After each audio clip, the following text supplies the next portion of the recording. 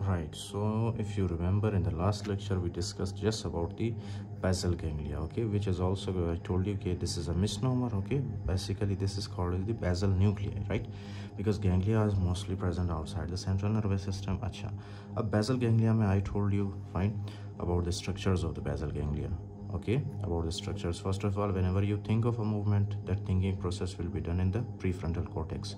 उसके बाद ये थिंकिंग आता है आपके बेसल गैंग्लिया में, फाइन। फिर बेसल गैंग्लिया से ये आपका इन्फॉर्मेशन जाता है आपके सेरेब्रल कॉर्टेक्स में। सेरेब्रल कॉर्टेक्स फिर फाइनल डिसीजन लेता है, राइट, ओके। फाइनल परमिशन जो देता है कौन देता है? Cerebral cortex.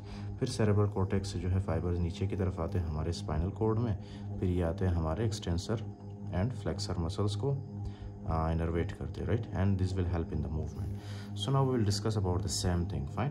For example basal ganglia में जो कनेक्शंस होते हैं कैसे एक दूसरे के साथ बात करते हैं वो, okay, how they will communicate with each other. For example ये है आपके पास आपका frontal cortex, okay, this is your frontal lobe, okay, right, frontal lobe है, ये है आपके पास occipital lobe, fine, this is your occipital मतलब पैराइटल ऑक्सीपिटल लोब, तो ये आपका फ्रंटल लोब है। अच्छा, तो यहाँ पे होता क्या है, let me explain for you. First of all, for example this is your cerebral cortex, right, okay, यही है ना हमारे पास।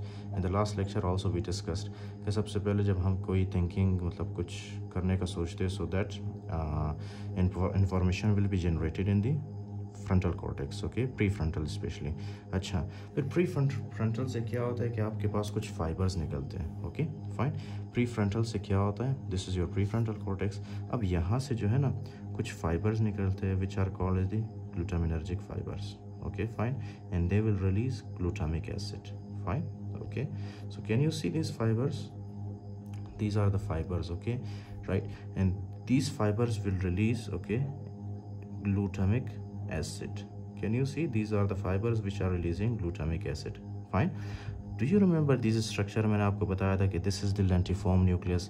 ये है आपके पास putamen, ये है globus pallidus externa, this is globus pallidus interna, right? तो ये जो आपके पास न्यूरॉन है ना, ये न्यूरॉन आता है हमारे प्रीफ्रंटल कॉर्टेक्स से और पुटामेन पे जाके एंड होता है, राइट, एंड पुटामेन में जाके क्या रिलीज करता है? These will release a lot of the glutamic acid, okay, right. अब ये जो ग्लूटामिक एसिड है ना, ये क्या है? ये स्टिमुलेटरी न्यूरोट्रांसमीटर है। स्टिमुलेटरी न्यूरोट्रांसमीटर का क्या मतलब है? Let me explain for you, okay. First of all you need to understand कि यहाँ से एक और न्यूरॉन जाता है, ओके, यहाँ से एक और न्यूरॉन जाता है कहाँ पे? हमारे ग्लोबस पैराइडस इंटरना में, राइट, ओके। तो क्या है कि ये जो हमारे पास है ना, ये क्या है? Glutamic acid, okay, this is the glutamic acid. मैंने बताया था कि ये ग्लूटामिक एसिड क्या है? This is a stimulatory neurotransmitter. इसका मतलब ये है कि ये जब ग्लूटामिक एसिड रिलीज होता है ना, तो ये नेक्स्ट न्यूरॉन को स्टिमुलेट करता है, फाइन, नेक्स्ट न्यूरॉन की एक्टिविटी को ये बढ़ा देता है, ओके। इस तरह से ये क्या करता है? नेक्स्ट न्यूरॉन की एक्टिविटी को ये बढ़ा देता है, उसको जगा देता है, ओके, फाइन। उस सोए हुए न्यूरॉन को ये क्या करता है? जगा देता है, जिसकी वजह से ये जो न्यूरॉन है ये क्या रिलीज करता है? These neuron will release a lot of the GABA and substance P, okay. तो आपने सिर्फ इतना याद रखना है कि these will release a lot of the GABA, okay, gamma aminobutyric acid, right. तो ये क्या रिलीज करता है? a lot of GABA release करता है ये, okay. अब GABA क्या है? GABA हमारे पास जो है ना, this is a inhibitory neurotransmitter। इसका मतलब ये है ना कि इसके आगे जो भी न्यूरॉन होगा ये GABA उसको क्या करेगा? उसको इनहिबिट करेगा, उसकी एक्टिविटी को कम करेगा, राइट, ओके। फॉर एग्जांपल ये है आपके पास एक और न्यूरॉन, राइट, ये आपके पास गाबा रिलीज हुआ और यहाँ से एक और न्यूरॉन जो है निकल रहा है, जो कि जा रहा है हमारे थैलेमस तक, ओके, हमारे थैलेमस तक जा रहा है, फाइन। तो अब you have to tell me कि गाबा क्या करेगा? गाबा ये जो न्यूरॉन यहाँ से जा रहा है इसको क्या करेगा? इनहिबिट करेगा, जिसकी वजह से ये जो न्यूरॉन है आपके पास इसकी एक्टिविटी क्या होगी? कम होगी, okay. These GABAergic neurons activity will reduce, fine, इसकी एक्टिविटी क्या होगी? कम होगी। अब जब इसकी एक्टिविटी कम होती है तो क्या ये ज़्यादा गाबा रिलीज़ करता है या आप ये कम गाबा रिलीज़ करेगा? जाहिर सी बात है, जब इसकी एक्टिविटी कम होगी so this will release very less GABA, okay, बहुत ही कम गाबा रिलीज़ करता है, फाइन। अच्छा, ये जो मैंने यहाँ पे ड्रॉ किया है ना, they are the ventro anterior nucleus and ventrolateral nucleus of the thalamus, okay, but it's okay for right now, don't pay attention there, okay, just listen to me कि ये जो हमारे पास न्यूरॉन है ये क्या होता है? इनहिबिट होता है, जिसकी वजह से these will release very less GABA, fine, okay, very less GABA ये रिलीज़ करता है। अच्छा, अब क्या है कि हमारे थैलेमस से एक और यहाँ से क्या निकलता है, न्यूरॉन। फाइन, एक और न्यूरॉन निकलता है जो कि जाता है हमारे कॉर्टेक्स में। फाइन, हमारे कॉर्टेक्स में जाता है, राइट। अच्छा, now you have to tell me, अगर यहाँ पे मैंने बताया था कि ये गाबा क्या होता है, यहाँ से लेस गाबा रिलीज होता है। Fine, there will be less GABA, okay, there will be very very less Gauba.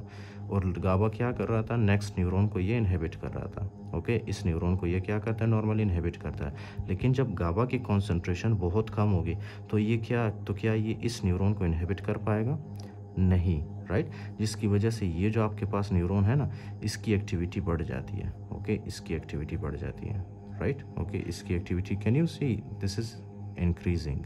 Fine, okay, this neuron is stimulating. और ये न्यूरॉन कौन सा है आपके पास, this neuron will release in the cerebral cortex, it will release what, it will release glutamic acid. Fine, तो ये क्या रिलीज करेगा, ग्लूटामिक एसिड रिलीज करेगा, ओके, ग्लूटामिक एसिड। फाइन, अब ग्लूटामिक एसिड जब ये रिलीज़ करेगा ना, तो यहाँ से एक और न्यूरॉन होगा, ओके, फाइन, ये स्टिमुलेट होगा।